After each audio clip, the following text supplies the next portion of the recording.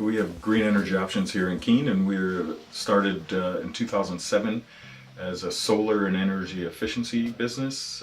We started realizing that the community needed a better stove shop, so we branched out in doing wood stoves, pellet stoves, gas stoves, chimneys. We also still do some energy efficiency things, more in the realms of like mini splits, which are air source heat pumps, which are a real efficient way of heating and cooling. When I first got in the business, it's like, I have my own opinions. I live in an off-grid solar house here in New Hampshire. So I have my own reasons for going with renewable energy. Everyone has their own reasons. Some actually see that economically it makes sense. It's a great investment. Primarily on the solar electric side of things. It's a guaranteed payback, and you could reduce or eliminate your electric bill. Around here, a lot of people heat with wood also, which is in the same realms. Think about the benefits in terms of how it negates the detriments of other sources of energy.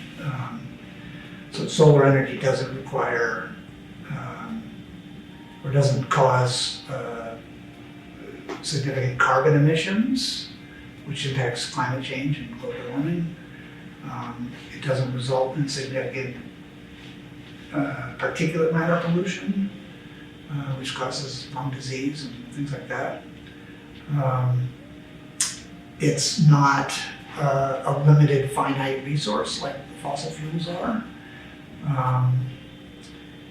Almost all of our energy here on Earth, even fossil fuels, they're derived from solar energy ultimately. So the closer we can get to tapping in directly to the source, the better.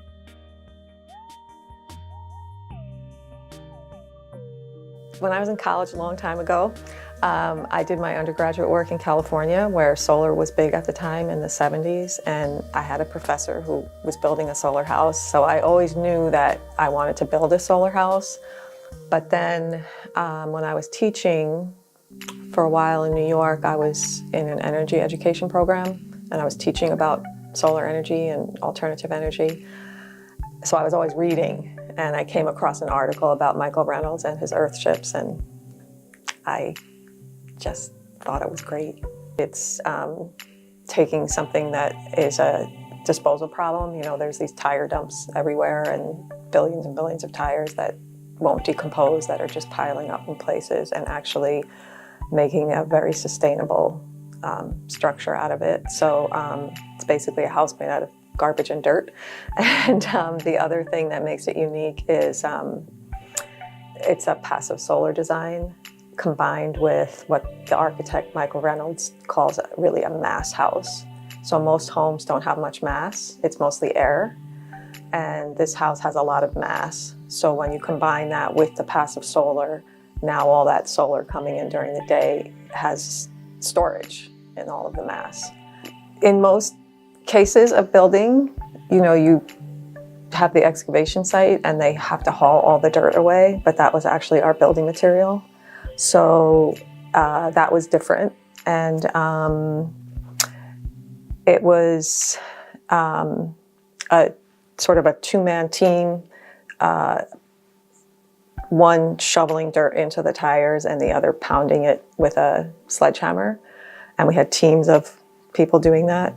And when you're done, it's basically a 300-pound brick. And then those are laid out just like bricks. So that process was very different from building a normal home, I guess, but very solid, very heavy, no need to cement anything together. It's just the weight of the tires with the dirt coming together that way. And kind of just taking a pile of garbage and making a home out of it.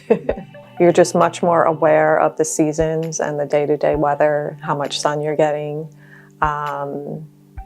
And beyond that, it's just our home. Typical house usually uses. They reduce pollution, are extremely cost effective, and are the way of the sustainable future. Any approach to living one's life intentionally with consideration for this impact that's going to make a difference. And so Earthship may be one thing, but there are other ways that may be as valid.